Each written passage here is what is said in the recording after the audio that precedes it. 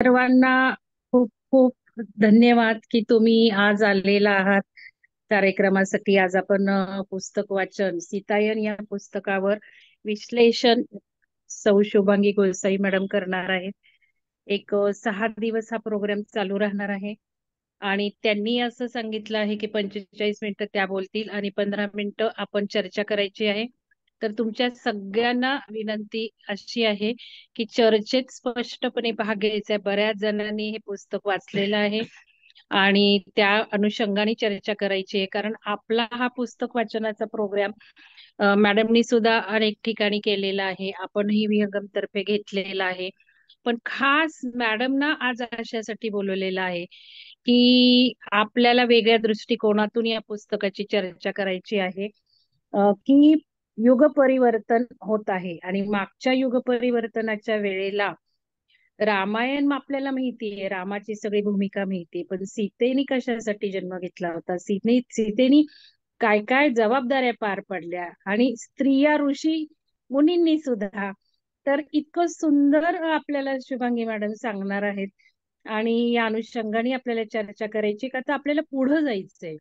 आपल्याला या युग परिवर्तनामध्ये सीतेनी जो रोल केला होता तो आपण सगळ्यांनी करायचा आहे. आपण आपल्यासाठी, आपल्या घरादारासाठी, आपल्या शहरासाठी आणि आपल्या पृथ्वीसाठी हे काम करायचं आहे. तर 3 प्रश्न दिलेले आहेत, तुम्ही ते वाचलेच असतील, त्या अनुषंगाने सिरियसली अटेंड करा. मॅडम खूप एक सुंदर विश्लेषक आहेत. मी त्यांची ओळख करून देते थोडक्यात की शुभांगी मॅडमचं एज्युकेशन बघितलं तर खूप एज्युकेशन झालेलं आहे, पण त्याही पेक्षा मला महत्वाचं असं वाटतंय की त्या एक उत्तम असं आपण जे म्हणू आध्यात्मिक व्यक्ती ज्याला म्हणता येईल, अशा या उत्तम आध्यात्मिक व्यक्ती आहेत. आणि सगळ्यात महत्वाची ओळख म्हणजे जर एज्युकेशन आपण बघितलं तर त्यांचं बीएससी फिजिक्स झालंय, एम ए हिस्ट्री झालंय, एम फिल हिस्ट्री झालंय आणि त्या कुसरोवाडियामध्ये लेक्चरर म्हणून, नवरोजी वाडियामध्ये लेक्चरर म्हणून बरेच वर्ष त्यांनी काम केलेलं आहे. पण या आध्यात्मिक जबाबदाऱ्या त्यांनी त्यांच्या आयुष्यभर सांभाळलेल्या आहेत. स्वतःची ध्यानधारणा जोपासत जोपासत इतरांना त्या वेगवेगळ्या ग्रुप मधनं पुढे घेऊन आलेल्या आहेत. हे काम महत्वाचं केलंय त्यांनी, लेक्चरशिप सोडून माझ्यासारखंच. आणि तुम्हाला सांगायला मला अभिमान वाटतो की या माझी मैत्रीण आहे आणि माझ्या आध्यात्मिक प्रवासात यांचा खूप हातभार आहे. तुम्ही जर माझे ध्यानाचे अनुभव ऐकले असतील PSSM वर, तर त्याच्यामध्ये मी यांच्याबद्दल सांगितलंय की यांनी मला पुस्तकं वाचायला सांगितली आणि ती पुस्तकं मी जेव्हा वाचली त्यावेळेला माझ्यावर वेगळे अशी अनुभूती आहे. ते तुम्ही नक्की वाचा. पण हे सांगायचंय मला की माझ्या खास मैत्रीण आहेत आणि माझी सुरुवात त्यांच्या मोठ्या हातभाराने झालेली आहे, आध्यात्मिक सुरुवात. तर आर्टिकल्स इन सकाळ न्यूजपेपर मध्ये त्यांनी लिहिल्यात, एडिटर फॉर मराठी मॅगझिन आहेत त्या कॉम्पिटेटिव्ह एक्झामच्या. तर 2 पुस्तकं त्यांनी कॉम्पिटेटिव्ह एक्झामिनेशनची लिहिलेली आहेत. Work in Tata AIA insurance for sales and marketing आणि government recognise artisan for Madhubani painting. सध्याचं त्यांचं जे काम चालू आहे ते मधुबनी पेंटिंग वर चालू आहे. आणि सांगण्यास अजून एक अभिमानास्पद गोष्ट आहे की सीतायन पुस्तकासाठी त्या मधुबनी पेंटिंग सुरू करत आहेत आणि लवकरच नवीन एडिशन आपल्याला त्यांच्या या सीतायनाची पेंटिंग सकट मिळणार आहे. तर जोशी सरांना मी विनंती केली आहे, जोशी सर येतीलच. आज मी प्रवासात आहे, गुवाहाटीवरून ही मीटिंग ऑर्गनाईज केली आहे. जर काही प्रॉब्लेम आला तर दुसरी लिंक पडेल, त्याने तुम्ही जॉईन व्हा. आणि त्यामुळे जोशी सरांना आपण रविवार नाही तर सोमवार मंगळवारी बोलवूयात, कारण सोमवारी सुद्धा आपला कार्यक्रम आहे पिरामिडला. जोशी सर येत आहेत, तुम्हाला सगळ्यांना माहितीये त्यांनी हे पुस्तक अनुवादित केलेलं आहे. आणि जर शुभांगी मॅडमची ओळख, मी असं शुभांगी मॅडमना थोडीशी विनंती करेल की सीताईन पुस्तक सुरू करण्याआधी त्यांनी त्यांची थोडीशी आध्यात्मिक प्रवासातली माहिती द्यावी, कारण हे पुस्तकाचा जो आपण हा कार्यक्रम ठेवलेला आहे तो आपल्याला आध्यात्मिक एक उंची गाठायची आहे, पुढं जायचं आहे. त्यासाठी हे पुस्तक विश्लेषण आपण करत आहोत. पुस्तक म्हणून आपण चर्चा करणार नाहीये. तर आपला आध्यात्मिक विकास सीतेचं उदाहरण घेऊन, या पुस्तकातल्या बऱ्याच जणांची उदाहरणं घेऊन आपण एक उंची गाठायची आहे. कारण सगळ्यांना माहिती आहे आपले ब्रह्मर्षी पितामह पत्रीजी, त्यांचं काम सगळ्यांना माहिती आहे. आणि हे पुस्तक ज्या वेळेला डेना मेरियम या मॅडमने लिहिलं, तर त्यावेळेला जोशी सरांना, शशिकांत जोशी ब्रह्मर्षी शशिकांत जोशी सर तुम्हाला सगळ्यांना परिचयाचे आहेत, त्यांना विनंती केली पत्रीजी सरांनी की तुम्ही हे पुस्तक अनुवादित करा, मराठी भाषकांनाही कळलं पाहिजे. आणि त्यांनी सुद्धा खूप सुंदर मराठी हे अनुवादित केलेलं आहे. त्यांना आपण बोलवणारच आहोत, त्यांच्या सगळ्या काही संकल्पना आहेत ते बघण्यासाठी, ऐकण्यासाठी त्यांच्या दृष्टिकोनातून. आणि या उद्देशाने पत्रीजींनी ज्या उद्दिष्टाने त्यांना लिहायला सांगितले, ते उद्दिष्ट आपण पूर्ण करायचं आपलं कर्तव्य आहे एक ध्यानी म्हणून. आणि ही चळवळ आपल्याला इथून पुढे सुरू करायची आहे. आपण एक स्त्री संघटक ग्रुप तयार करत आहोत सीतेसारखं काम करण्यासाठी. मी सगळ्या विहंगमच्या सभासदांना विचारलेलं आहे की कोण हे काम करण्यासाठी पुढे येणार आहे. आणि हा ग्रुप, जसं सीतेला सीतेच्या दासींनी खूप काम म्हणजे मदत केली, मॅडम खूप सुंदर सांगतीलच, तर तसं आपण सर्वांनी दासी बनायचे पृथ्वी मातेचे. आणि पृथ्वीच्या विकासासाठी, पृथ्वीच्या असेन्शन साठी आपण मदत करायची आहे या पुस्तकातनं धडे घेऊन. तर अधिक वेळ घेत नाही मी. शुभांगी मॅडम, तुम्ही थोडक्यात तुमचं आध्यात्मिक जर्नीतले थोडेसे अनुभव सांगा आणि मग पुस्तकाच्या विश्लेषणाला सुरुवात करा. Thank you so much. सगळ्यात पहिल्यांदा मंगल मॅडम तुमचं खूप खूप आभार. आणि तुम्ही सगळ्या जणी म्हणजे कोणी आज बघता आहात, ऐकता आहात, हा कार्यक्रम अटेंड करताय, तुमच्या सगळ्यांचं खूप खूप धन्यवाद. कारण तुम्ही ही मला सगळे मिळून ही ऑप्शन देताय, की संधी देताय हे सगळं ऐकवण्यासाठी किंवा माझा अनुभव सांगण्यासाठी, किंवा मला जे सीतायन पुस्तक ज्या पद्धतीने समजलं त्या पुस्तकाला कशा पद्धतीने बघायचं आहे, एक वेगळा दृष्टिकोन मला जो काही समजला तो तुमच्या बरोबर शेअर करायला मला खूपच आवडेल. मंगल मॅडमनी माझं जरा जास्तच कौतुक केलंय. आता मैत्रीण आहे म्हणल्यानंतर खूप छान म्हणणार त्या मला, तेव्हा मला असं वाटलं की माझं जास्त कौतुक होतंय, पण खूप थँक्यू. प्रत्येकाला कौतुक हवंय. माझी त्यांनी अकॅडमिक ओळख करून दिली, पण त्याच्यापेक्षा सुद्धा मला जास्त जवळची ओळख जी मी स्वतःसाठी म्हणेन की कॉलेजमध्ये असताना मला टेंबे स्वामी म्हणजे वासुदेवानंद सरस्वती यांची दीक्षा झाली, ज्यांचं समाधी 1914 मध्ये झालेली आहे. माझ्या घरामध्ये कुठलीही अध्यात्माची तशी बॅकग्राऊंड नाहीये, म्हणजे आईकडून नाही आणि इकडे सासरी पण अशी काही बॅकग्राऊंड नाहीये. पण हा प्रवास माझा खूप लवकर सुरू झाला.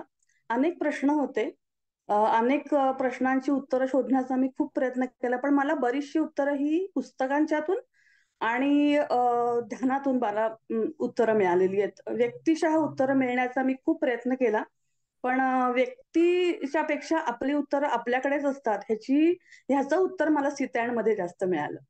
म्हणजे पूर्ण जवळजवळ 30 ते 35 वर्षाचा जो प्रवास मी केला जो अध्यात्माचा, ज्याच्यामध्ये मला असं कळलं की ज्या ज्या प्रश्नांपाशी आपण थांबतो, ज्या ज्या प्रश्नांची आपल्याला योग्य ती आपल्यासाठीची उत्तरं असतात, ती आपल्या आतमध्येच असतात.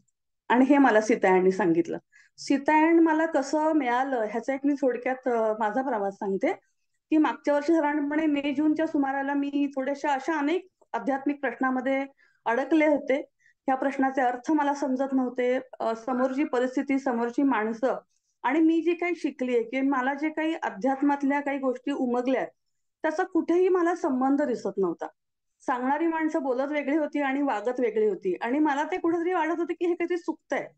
आणि मग ह्याचं एक्झॅक्टली काय आहे, मी कुठे चाललीये, मला कुठे जायचंय, मला काय सांगू पाहते परिस्थिती, ह्या सगळ्या प्रश्नांचे उत्तरं शोधत असताना मी जेव्हा ध्यान करत होते, तेव्हा एका दिवशी ध्यानामध्ये मला डोळ्यासमोर सीतायण हा शब्द आला.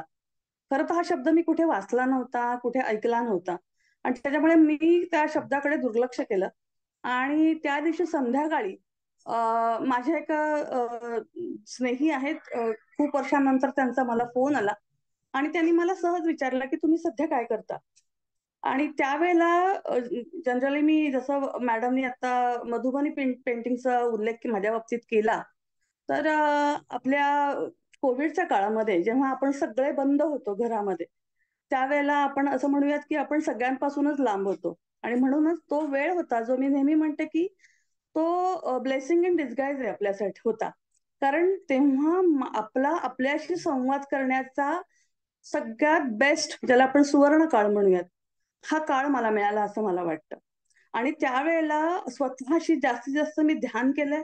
आणि त्या काळामध्ये माझ्याकडे इतका वेळ असला होता, लोकांशी बोलणं बंद होतं, लोकांचं घरी येणं जाणं बंद होतं. आणि अशा वेळेला मला हळूहळू पेंटिंग करावंसं वाटायला लागलं. आणि त्या पेंटिंग करत असताना मला अशी सतत जाणीव होती की माझ्या समोर कोणतरी बसलंय आणि ते मला हे शिकवतंय. माझा एखादी ओळ, एखादी लाईन चुकली, कुठलाही रंग चुकला, तर मला कोणतरी समजावून सांगतंय असं मला सातत्याने जाणवायचं. आणि त्याच्यातून मला लक्षात आलं की ही कला जी आहे किंवा ही जे पेंटिंग आहे ह्याला काय म्हणतात मला माहित नाही, पण दिस इज माय सोल. हे मी आहे, हे माझा श्वास आहे, आणि ह्याच्याशिवाय मी जगू शकत नाही. म्हणजे ध्यान आणि मधु पेंटिंग ह्या दोनच गोष्टी मी त्या काळात जास्तीत जास्त केल्या. आणि मग काही काळानंतर मला असं कळालं की त्याला म्हणतात मधुबनी पेंटिंग किंवा मिथिला पेंटिंग. आणि जेव्हा त्या स्नेहांचा मला फोन आला तेव्हा त्यांना मी सांगितलं की मी मधुबनी पेंटिंग करते. तेव्हा ते मला म्हणाले की ते काय असतं. आणि मग मी त्यांना सांगितलं की सीतेचा जेव्हा विवाह झाला मिथिला नगरीमध्ये, तेव्हा तिच्या वडिलांनी, जनक राजाने, संपूर्ण मिथिला नगरी ही सगळ्यांना सजवायला सांगितली होती. आणि त्यावेळेला लोकांनी तिथे अवेलेबल असलेली फुलं, पानं यांचा रस काढून आपल्या भिंतींवरती घराच्या सुशोभित करायला चित्र काढली. त्या चित्रशैलीला मिथिला पेंटिंग असं म्हणतात, ज्याला मधुबनी पेंटिंग सुद्धा म्हणतात. आणि हे त्यांना मी सांगत असताना त्यांनी मला पहिला प्रश्न विचारला, तुम्हाला सीतायण माहिती आहे का? आणि तो क्षण होता की जेव्हा मी त्यांना म्हणाले की मी सकाळी हे वाचलाय शब्द, माझ्या डोळ्यासमोर हा शब्द आलेला. आणि मग त्यांनी मला हे पुस्तकाबद्दल सांगितलं की असं एक पुस्तक आहे ज्याच्यामध्ये सीतेबद्दल लिहिलंय, जसं रामायण आहे तसं हे सीतायण आहे. आणि तेव्हा मग मी जोशी सरांशी माझं कनेक्ट झाले मी.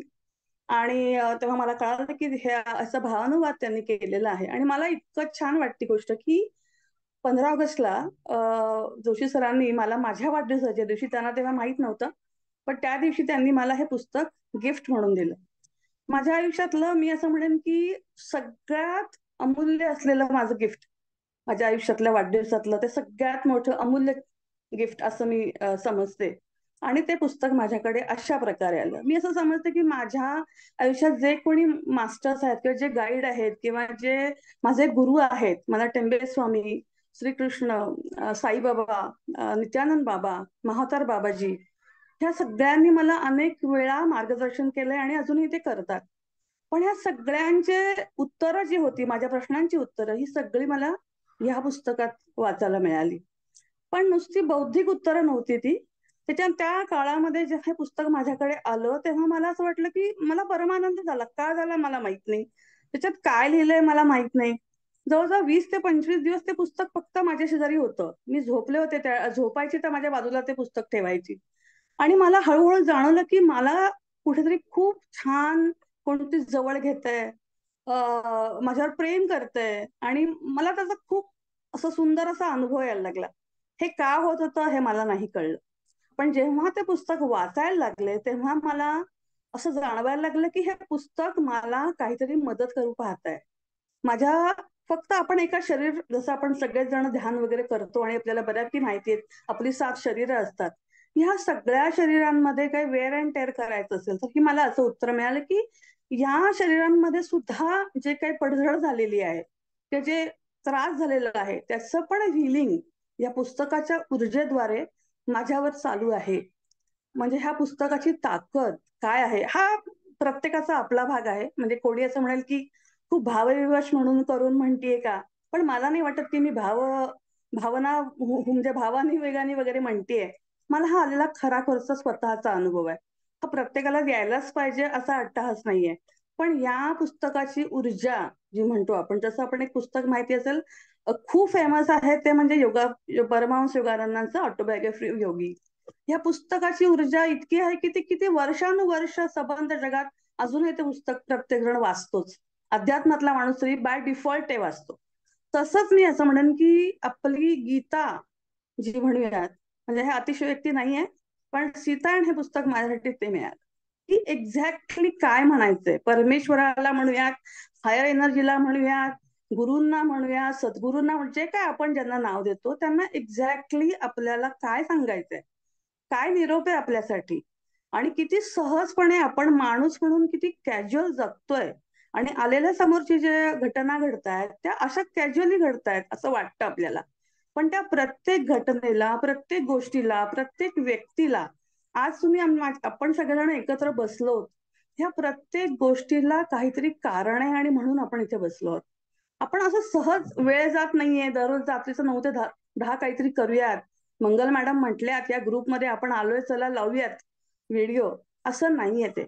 दिस डेफिनेटली सम रिझन की जेव्हा आपल्या समोर या गोष्टी येतात. फक्त फरक काय असतो की आपण खूप कॅज्युअल या सगळ्या गोष्टीकडे बघतो. तो अवेअरनेस जो आहे तो अवेअरनेसनी आपण या गोष्टीकडे बघत नाही. आणि तो जो अवेअरनेस फक्त आपण तो आणला या गोष्टीकडे बघण्याचा, तर पूर्णपणे जसं आपण लहानपणी कॅलिडोस्कोप खेळायचो. बांगडीचे तुकडे असायचे आणि त्या तुकड्यांमध्ये एका विशिष्ट कागदाच्या याच्यामध्ये आपण तो टाकायचो आणि त्या भिंगातून बघायचो. जसा तो आपण हलवायचो तसं तसं डिझाईन बदलायचं. तसं आपण जेव्हा ह्याच्याकडे असं बघू, सीतायणकडे पाहिलं तर गोष्ट आहे, पण पाहिलं तर आयुष्याचं मर्म आहे. पाहिलं तर खूप साधी गोष्ट आहे की रामायण आणि सीतेने कसं बघितलं ह्याच्याकडे. पण तसं पाहिलं तर प्रत्येक स्त्रीमध्ये हे संपूर्ण युग बदलायची ताकद आहे आणि हे खरं आहे. म्हणजे मी कुणाला झाडावर चढवणं, मोठेपणा देणं असं नाही म्हणत आहे, की आपल्या प्रत्येकीमध्ये असलेली स्त्रीची ताकद जी आहे ती काय आहे हे सांगणारं हे पुस्तक आहे. आणि हे नुसतं पुस्तक नाही, ही घडलेली गोष्ट आहे. आणि ही खरोखर ते तत्वज्ञान जगलेली माणसं आहेत आणि त्या माणसांची ही गोष्ट आहे. मॅडमने देना मारियम यांचा उल्लेख केलेला की ज्या अमेरिकेत असतात आणि भारतामध्ये त्या 2015 आणि 16 मध्ये आल्या. त्यापूर्वी त्यांचा परमहंस योगानंद यांच्या ते शिष्य आहेत आणि त्या अनेक वर्ष ध्यान करतात. आणि 2015-16 मध्ये त्या अयोध्याला आल्या होत्या आणि त्यानंतर त्यांनी जे ध्यान त्यांनी केलं, त्या ध्यानामध्ये त्यांना अशा काही गोष्टी पाहायला मिळाल्या, ऐकायला मिळाल्या. त्याचं त्यांनी रेकॉर्डिंग केलं आणि ते रेकॉर्डिंग त्यांनी सगळं लिहून काढलं आणि that is known as untold story of Sita. सीतेबद्दल आपल्याला जे माहीतच नाहीये, जे सांगितलंच गेलेलं नाहीये, असं पुस्तक म्हणजे the untold story of Sita. सीतेबद्दलचा हा जो दृष्टिकोन आहे हा कुणाला माहितच नाही. मग देना मारियमला हा कसा काय कळला? तर त्यांचं असं म्हणणं आहे त्या पुस्तकातून की त्यांचा जन्म त्यांनी त्या काळातला पाहिला. त्यांनी अनेक जन्म पाहिले. सीतायणमध्ये विशेषतः त्यांनी त्यांचे 2 जन्मांचा उल्लेख केलेला आहे. आणि मग दासी म्हणून जन्मलेल्या तेव्हाच्या काळातल्या मीनाक्षी या नावाने त्यांचा जन्म झाला आणि त्यांनी अतिशय जवळून राम आणि सीता यांच्याबद्दल जे काही पाहिलंय, ऐकलंय आणि अनुभवलंय ते सगळं लिहिण्याचा प्रयत्न त्यांनी या पुस्तकामध्ये केलेला आहे. आणि म्हणून हे पुस्तक मला जास्त भावलं, कारण ह्या पुस्तकामधला प्रत्येक पान सोडा, प्रत्येक पॅरेग्राफही नाही, प्रत्येक शब्द हा इतका मोजून मापून लिहिलेला आहे, म्हणजे लिहिला गेलेला आहे असं मी म्हणेन. कारण की त्या प्रत्येक शब्दाला अतिशय गूढ अर्थ आहे किंवा त्याला गर्भित अर्थ आहे किंवा डेप्थ आहे. मी आज 5व्यांदा हे पुस्तक वाचतेय, 1 वर्षात 5व्यांदा पुस्तक वाचतेय. पण प्रत्येक वेळेला मला असं वाटतं की जेव्हा मंगल मॅडमनी सांगितलं की तुम्हाला विश्लेषण करायचंय, तेव्हा मला असं वाटलं की संपूर्ण समुद्राला मी एका ओंजळीत कसं काय घेऊ शकते. मी नाही घेऊ शकत. कारण की हे पुस्तकातले प्रत्येक शब्द मी तुम्हाला कसे वाचून दाखवू किंवा ते कसं समजून सांगू. तर हा जसं आपण म्हणू की कॉन्शियसनेस जसा बदलत जाणार आहे, एनर्जी जशी आपली बदलत जाणार आहे, तसा अवेअरनेस बदलत जाणार आहे, तसा त्या प्रत्येकाचा अर्थ आपल्याला अजून डीप डीप डीप समजत जाणार आहे. म्हणजे पहिल्यांदा मी जे पुस्तक वाचलं आणि आज ते वाचते ह्याच्यामध्ये पुन्हा फरक. अजून मी 10व्यांदा 50वा जेव्हा वाचेल तेव्हा मला अजून त्याचा वेगळा अर्थ, वेगळा म्हणण्यापेक्षा त्याचा अजून गर्भित अर्थ, खोल अर्थ मला त्यातला समजणार आहे. आता हे मी असं वन वे लेक्चर म्हणून घेणार नाहीये किंवा पुस्तक वाचून असं काही दाखवणार नाहीये.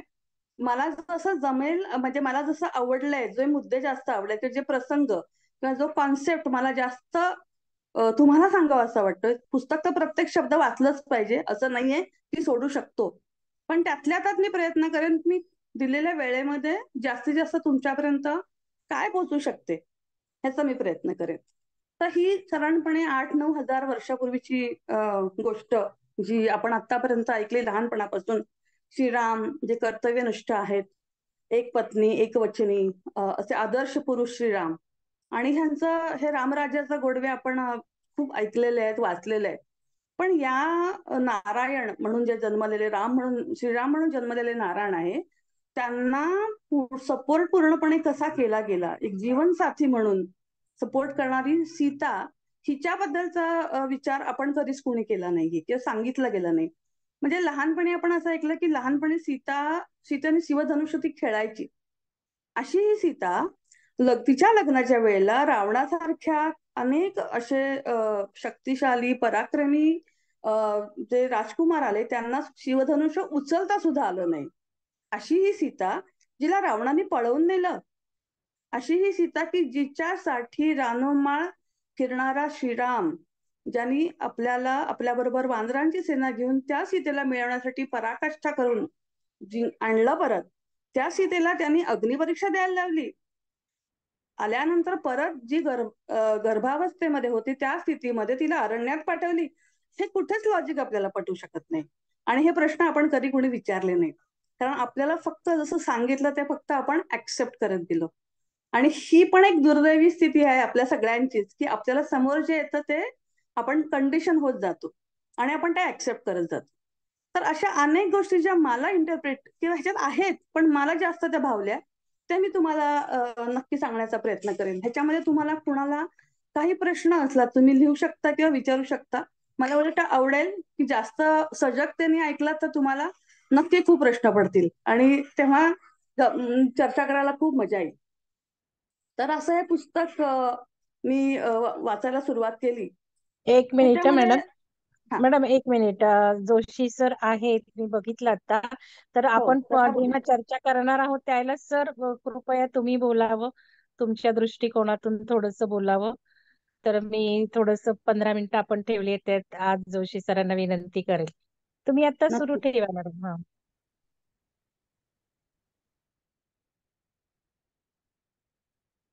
हा करा ना मॅडम सुरू जोशी तुम्ही. सर शेवटी बोलणार आहेत का 15 मिनिटं?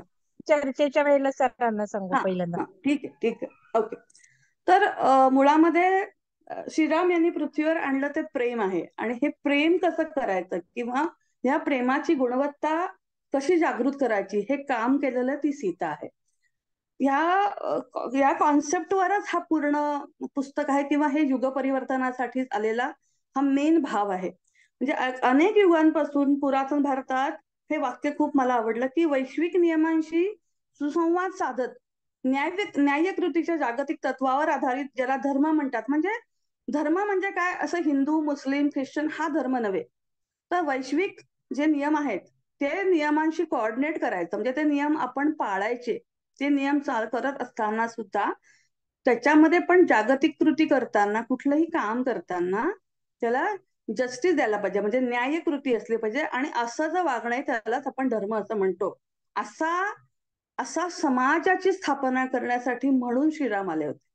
आणि हा धर्म स्थापन करण्यासाठी काय हवं होतं आवश्यक, तर ते होतं प्रेम.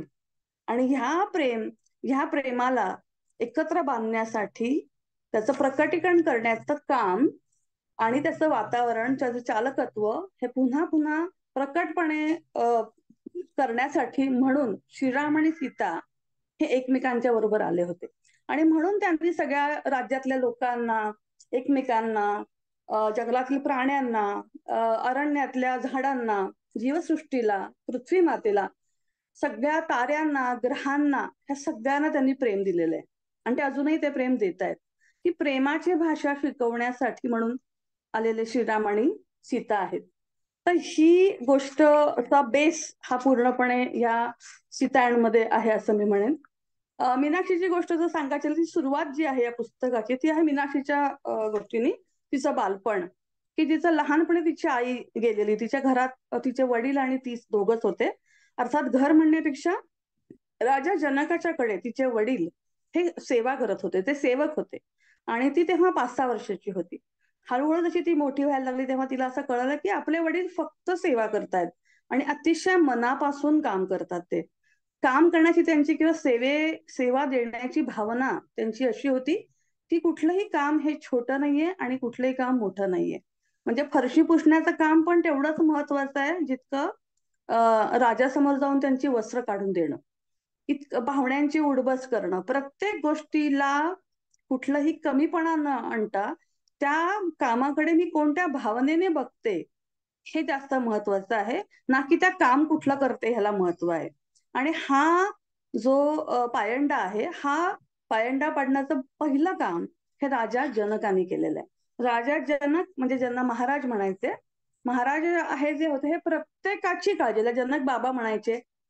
बरेच लोक ते जनक बाबा या नावाने ते जास्त लोकांना आवडायचं त्यांचं नाव. तर त्या सगळ्यांसाठी वडील या नात्याने त्यांच्याशी ते वागायचे.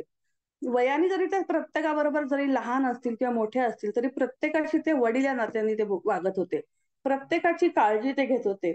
ऋषी, त्यांच्याकडे येणारे संत, महात्मे, ह्या सगळ्यांना त्यांचं उठबस करणं, त्यांना भेटणं, त्यांच्यावर चर्चा करणं आणि त्याचबरोबर जनतेला, प्रत्येक व्यक्तीला, राज्यातल्या प्रत्येक व्यक्तीला काही गोष्टी कमी पडत नाहीयेत ना असं बघण्याचं काम सुद्धा ते जनक बाबा करत होते.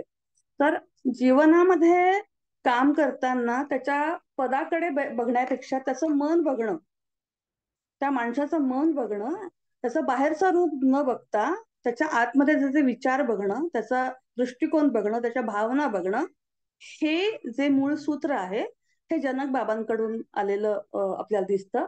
आणि म्हणून त्यांच्या कामाबद्दल कुणालाच कुठले प्रश्न नव्हते.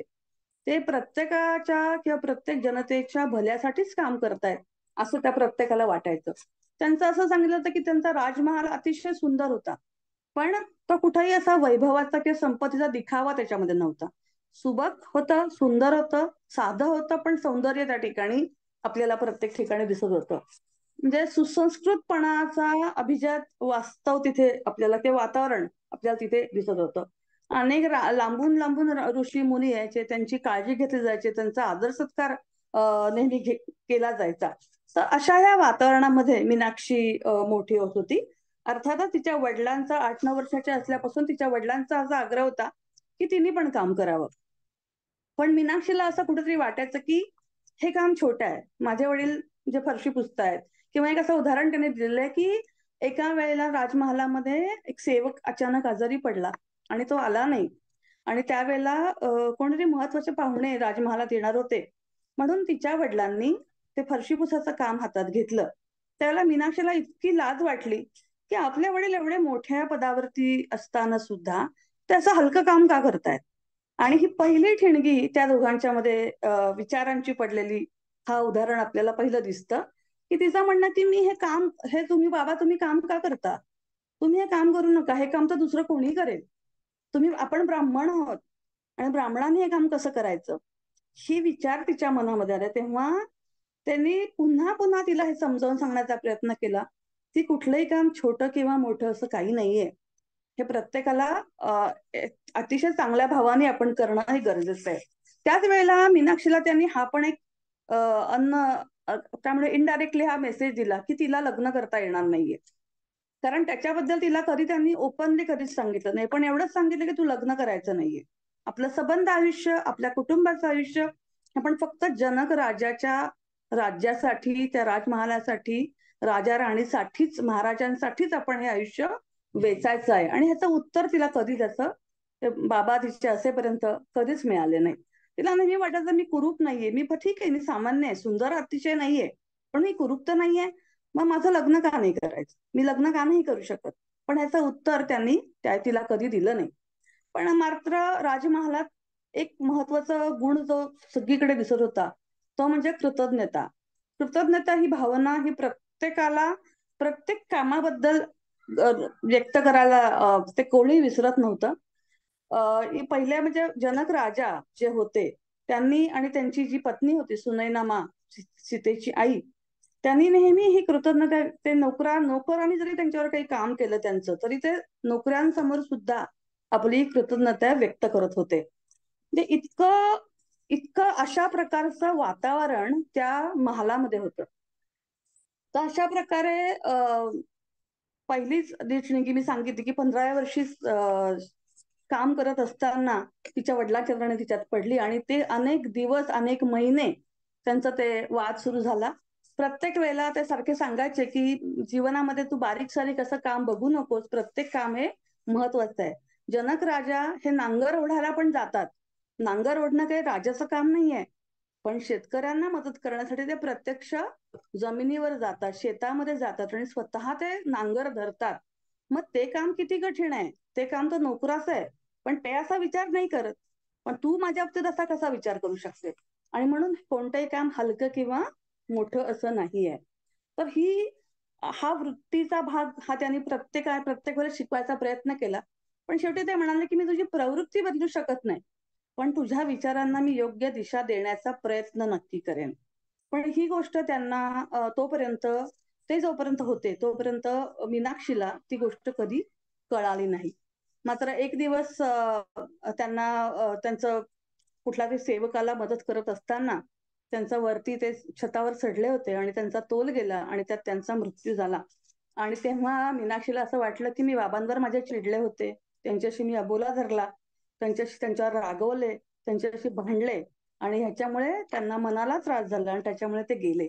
आणि ही सल तिला बरेच वर्ष तिच्या आयुष्यामध्ये ठेवायला लागली. पण अर्थातच ती पुढच्या काही काळामध्ये तिला तिची सल घालवायची मदत ही सीतामाने केलेली आहे. तर असं हे पहिला भाग जो मीनाक्षीचा आपल्याला तिचं वातावरण असं दिसतं. दुसरा जो भाग मला खूप आवडला की जेव्हा ती हळूहळू तिला सांगितलं जातं की ठीक आहे तुला ते आवडत नव्हतं, तू स्वयंपाकघरात तुला आवडत असेल तर काम कर.